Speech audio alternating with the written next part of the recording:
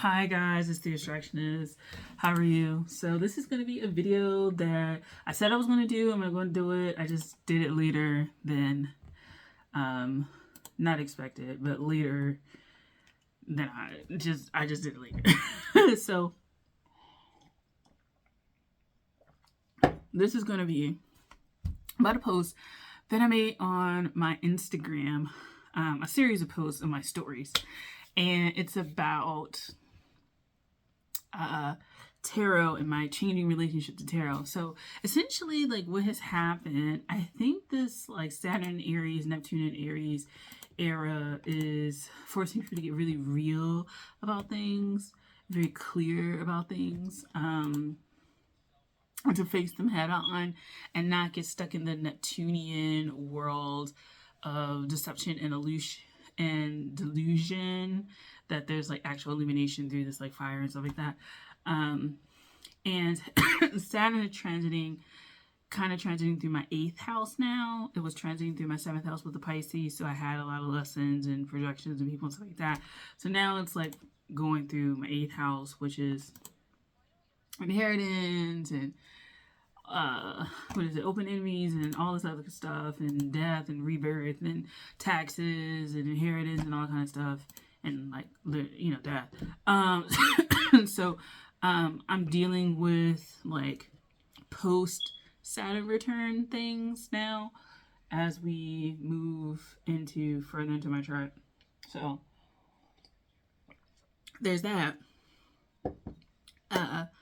And it's moving out of those themes, those initial themes, I think, that I was living through. Oh my God, I need a napkin. Hold on. So, yeah, transiting through those issues and all those like crazy things. And so my Saturn return happened and my grandmother passed away, and I was in this transition space of also transitioning out of pharmacy technician work into massage work, and I was adjusting to kind of like these new responsibilities. I'd also decided to go back to school around my Saturn return, and so I started my program, and then like the next semester, my second semester, and my grandmother died, and then it's been like going through that, and now I'm like out of the Saturn return or like kind of ending it now, and yeah, that's how it's like going. So this video is going to center on the like romantic situationships that, and one in particular that started up, a little bit before my Saturn return happened. And it was in a time of my life when I was transitioning from farm tech to massage, and massage school in and of itself was a very weird and strange time spiritually for me.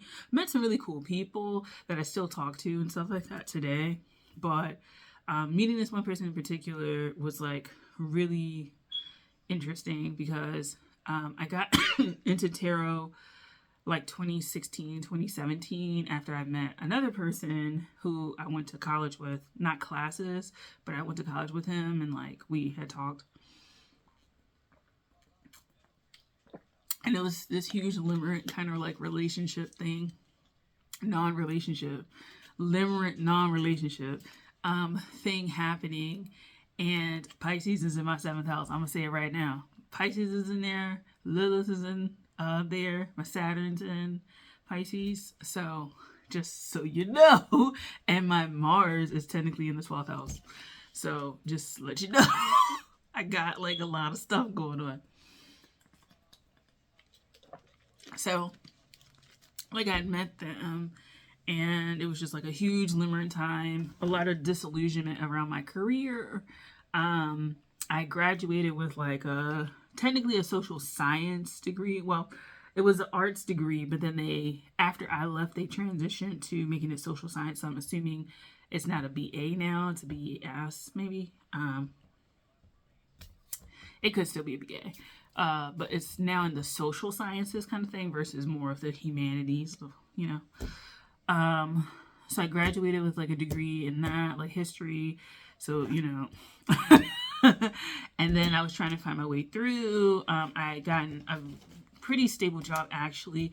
I worked for about a year, got a better job in a state agency. I was working for a city agency, and then decided to go back to school. I tried to go back to school when I was working with the city agency, then the state one.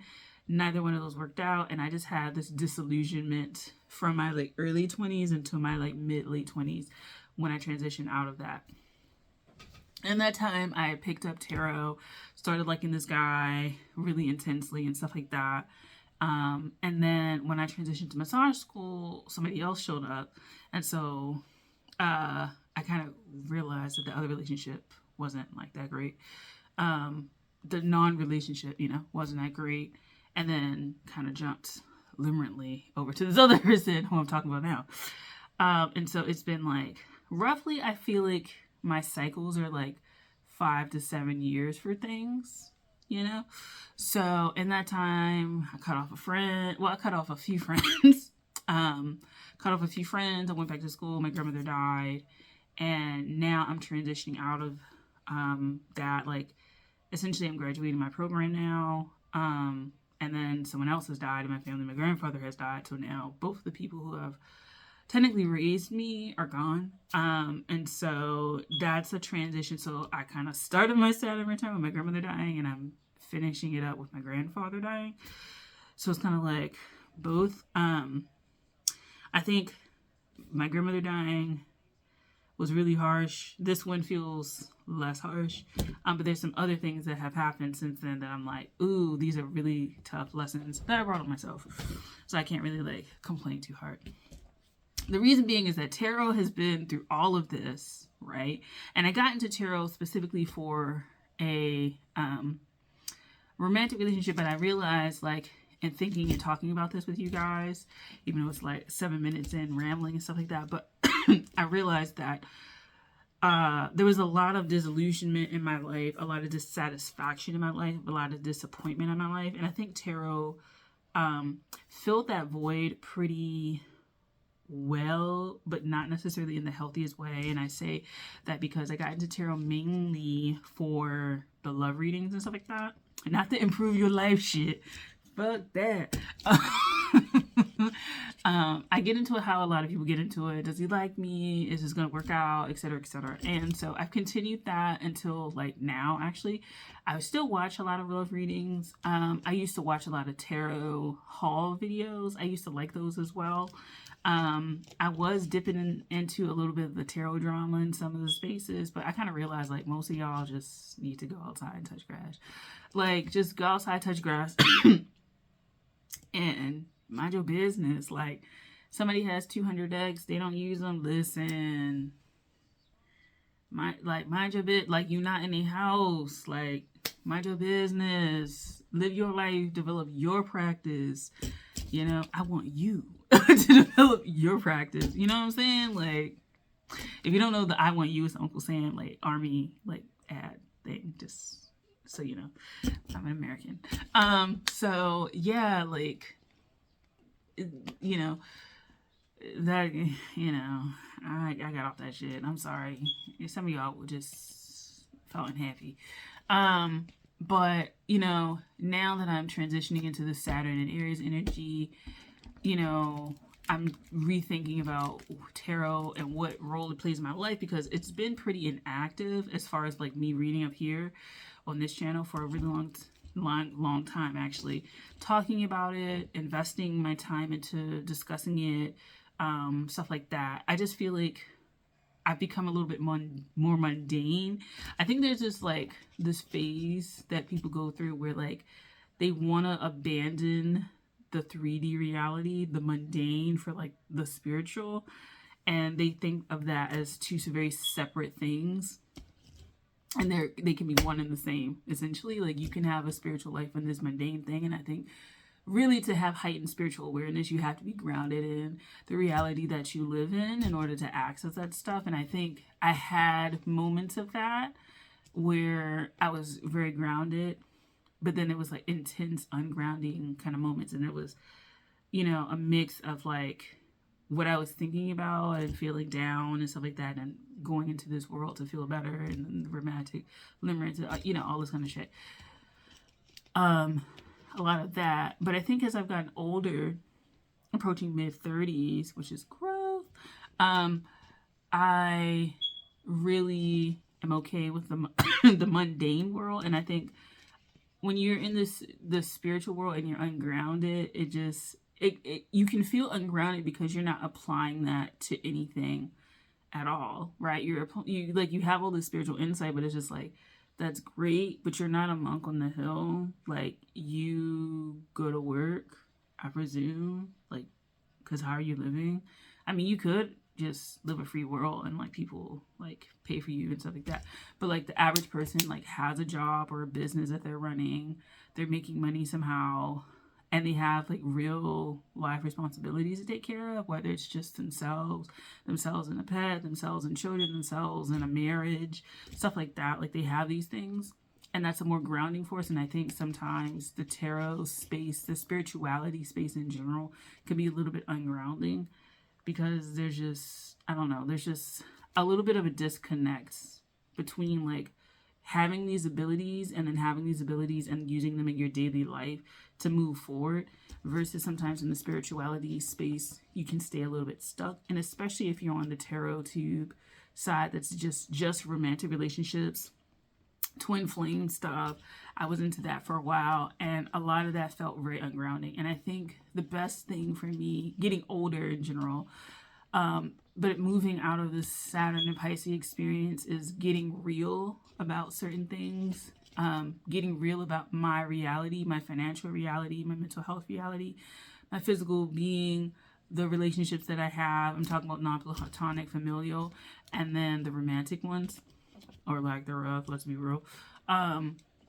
Getting real about that and what I need, and being okay that it's what I need, this is what I require, this is what I expect, this is blah blah blah, and being okay with that. And I can definitely feel that shaking off of that, what we perceive as that Piscean martyrdom, or that Piscean willingness to self-abandon, and stuff like that. So a lot of this was sparked by, I don't know how I came back on her, but her name is the Crappy Childhood Fairy. There's like a series of people that like do the relationship coaching and stuff like that. And there was another lady I started watching. I think her name is Susan something. I don't know. But from time to time, I feel like I dipped into that world and watched it when I was like processing a lot of letting go and stuff. And I'm watching her heavily now because it's like I'm in the space of, again, wanting to get real, but wanting to get real about that particular aspect of life, like romantic relationships.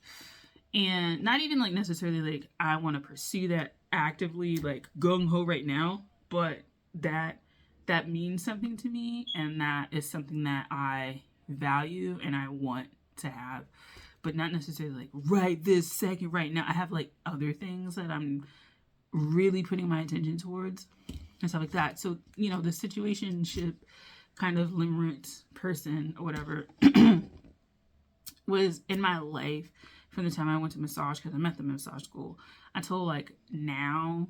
And what sparked this was like messaging back and forth, and then having like these pauses. And every time I feel like I have these pauses in the past, I feel like because I was on that twin flame stuff, because I was on the like, does he like me stuff, because I felt really attached that journey, you know, it was more like, oh my God, what's going on, and spiraling. And something felt freed this last time. And, you know, this person probably has like a lot going on and stuff like that. I'm not, you know, it's whatever. But I think when they like stopped messaging altogether, or has stopped messaging for the time being, I felt like I send a lot of messages, like Instagram Reels, you know who you are, you get like a buttload a day. But with this person, like I would send a lot, and then eventually I just stopped. It's kind of like you're running, and then you just stop, and you look around, and you're like, no, why was I running? And this person hasn't like messaged or sent anything back. They sometimes do. But what I noticed in that was just like I don't care. Like I feel like I got a lot more like I don't care. Like, and it was a freeing thing of like we don't really even have conversations for real. Like you've never gotten to actually know my conversation, like how I talk, what I think about and stuff like that. And I definitely don't feel like you give a shit either. And I'm at the point where I don't care that you don't care. And I'm just gonna go. You know, and it's not like a, you know, sometimes I like check, because I muted the conversation, I deleted, you know, just to see if it's there. And it's not. And I'm like, okay. There's less of a desire to make presence known and to push myself out there. And it's more like a, okay. And the cool thing about that is I feel like my friendships, the people that I'm meeting IRL, because I know this person in real life. It's not like just really online, but I primarily talk to them online. But like I've had a deepening of platonic experiences that almost are like we would rather take that space for the time being, and then when somebody else comes in, you like will accommodate. And just having a deeper relationship with platonic, you know, people, members of my life is really good. I don't know how I would feel if I didn't have that, you know, but it feels good. Anyway, how does this relate to tarot? Why am I on this channel talking about this as opposed to my other channel, my womb channel? The reason why is because getting into tarot was more about asking questions pertaining to the romantic situationship limerence of it all. Even though it was a different person, the questions were still there, right? And so they've kind of picked up since then. There's almost something, I was thinking about this too. Okay, being freed of the Piscean Saturn kind of thing, moving into Aries. But I also feel like the healing power is actually like coming from the Aryan like energy, because it's also like a little bit of the unburdening of familial cycles, particularly for the women in my family with regards to like maybe limerence. I don't know if they were ever limerent, but like I won't say bad relationships, but I think relationships that were not as nourishing for them.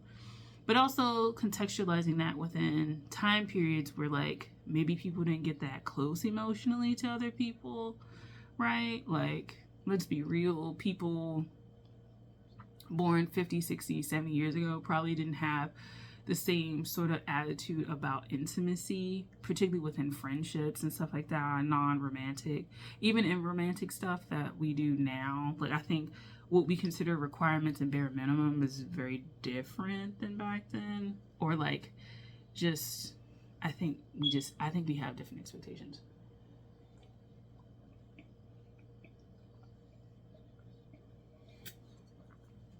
And so it's kind of like, yeah. So now I'm in this space of tarot, and I haven't been feeling it. I've also just kind of been busy with my writing channel and being in school and like all the other personal shit that's going on in my life, you know. It's been going to hell over here. But for me, I kind of realized like if I'm not relating to tarot through the romantic stuff, and I still watch love readings and stuff like that, but I'm less invested, and I'm more just like, get the fuck out of here. And I think that's generally when they show up. And I'm not doing it just like, oh, so you can show up faster. It's just like, really? And I will turn that shit off if you start talking about some bullshit like, oh yeah, well, they're trying to not show the click off. I'm clicking off at this. Leave me alone. Because of that was the main part. Now that that's kind of like settled a little bit. And when I mean settled, I mean like it's not so much of a compulsion. Like I can still watch it and stuff like that. I still have some things saved, and I probably will do a digital detox because we're doing the spring detox. I might talk about that later. But I really want to change my relationship to tarot, because I slowed down on getting decks and stuff like that, which also was part of the dying down hype of tarot. I still have some decks that I want to get, but I want to start really developing a practice around it. And you know, it could be just like this is just over, like fact, like just flat out, like tarot is over for me. But I would like to see what I develop without that. And so with this channel going forward, it probably will never talk about romance like that. I have a romance channel, but I feel like I don't want to approach it from that standpoint of like, what is he thinking and stuff like that, because honestly, you can just ask. You can ask. You can just ask, what do you think of me? And you can either take it at their word, but you got to be discerning. That's the thing. That's the thing about it.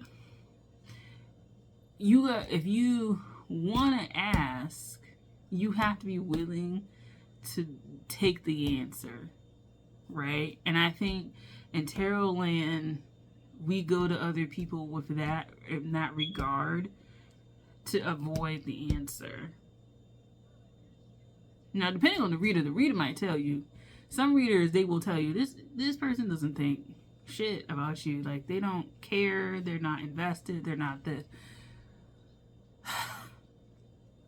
But I think tarot land is also a place that has fed a lot of people's delusions about, oh, they're questioning. They'll come back. They're just scared. They're this and that. And it's just like, they're not. They just don't want anything, and you're giving them all this shit, and you should probably just not, you know? And then when you're a tarot reader and you're in that space, obviously, especially if it's really popular for you, because I've noticed on people's channels,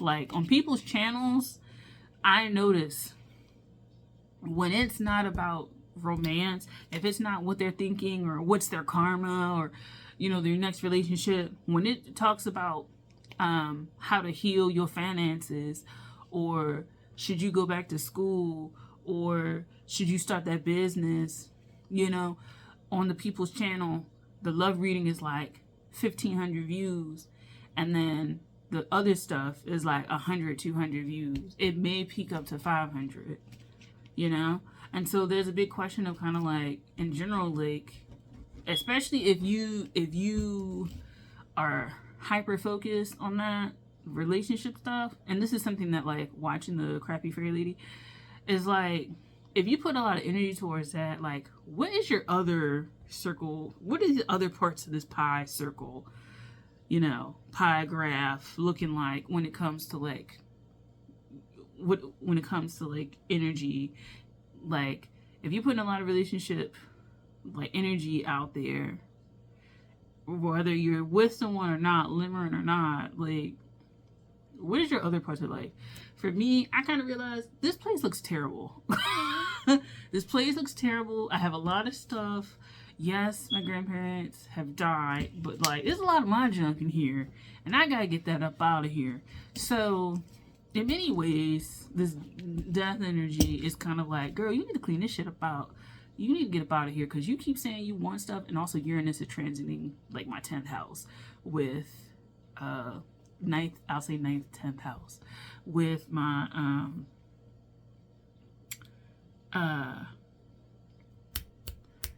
career and shit, schooling and career.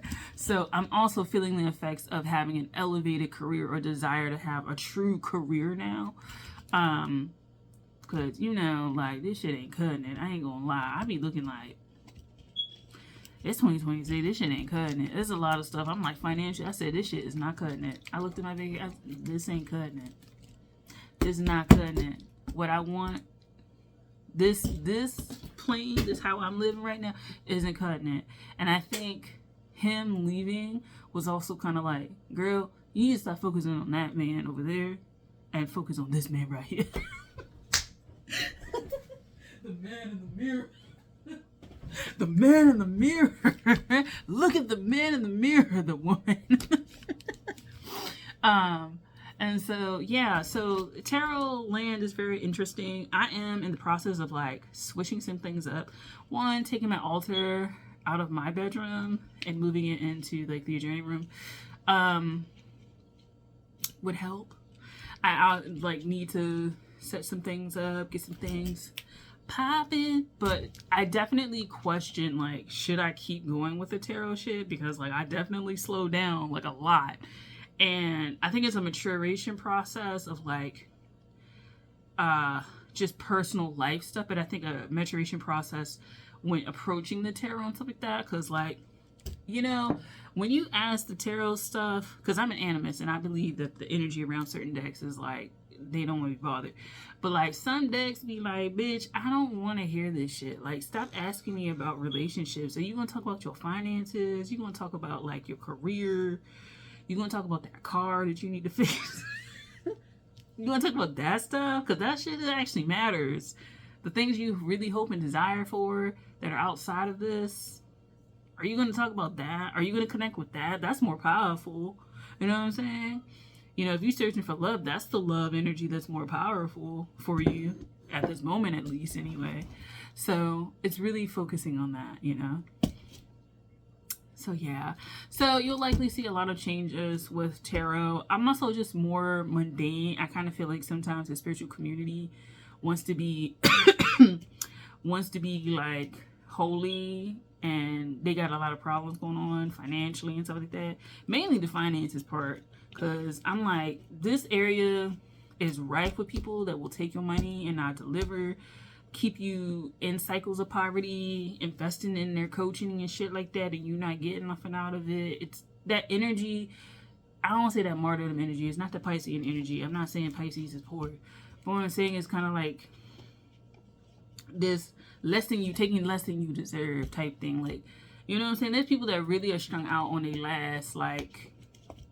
last thing, losing hope in all areas of their life. And it's like, this area of people, this arena of people, some of them are just not operating in clarity and honesty and truth and actual true resourcefulness and helpfulness to get people to the next phase of their life. And I kind of feel like I don't want to be that person too, you know? I don't want to be a part of that. I don't want to be like doing videos and you really need to like get your money together and move up out of your apartment or whatever, because it's a shit ass apartment, and actually go somewhere that's actually better and get a new job and stuff like that. And then I'm making videos that's keeping you stuck, because instead of doing the financial video that may be a little bit harsher and stuff like that, I'm padding you with the romantic one. You know what I'm saying? Like, I don't want to do that. So I have to figure out my actual strategy for that. But I'll probably be back as I graduate and figure out a lot of other things in my life. But that's kind of where I am. Like that detachment, it feels so light and airy, and it feels like an ancestral kind of familial cycle kind of clearing up too. And I'm like, I feel so much freedom of not being bothered and not putting in effort, and just, that's it. Like, you know what I'm saying? Like, if you want to leave, homie, that's cool. Like, I got other things I want to do with my life that really can fill up that spot. Because, you know, to be honest, you really wasn't filling up a good spot. It was just, you know, there's that. And it's not down to people. It's just like, what you think you're going to lose with that sort of situation is like, did you lose anything? You know what I'm saying? Like, if he leaves, like, did I really lose anything? Not really. Just said, not really. I really ain't lose nothing. Like, I lost a non-conversationalist. And I'm not saying that to down, like I said, to down, but like, when you really be writing down what you actually have with people that you think you like so in love with and shit like that, it's just like, we don't even talk about shit, so what's the point? We don't hang out. We don't talk about shit. We ain't never disagreed about nothing. We ain't never agreed on nothing. you start to question yourself like, damn, was I this motherfucking fucked up? Was I just fucked up? Like, you know? So, yeah. But that's all. I'm coming back soon. Give me a few months. But thanks for watching. This is a long ass video. I'll talk to you guys later. Bye.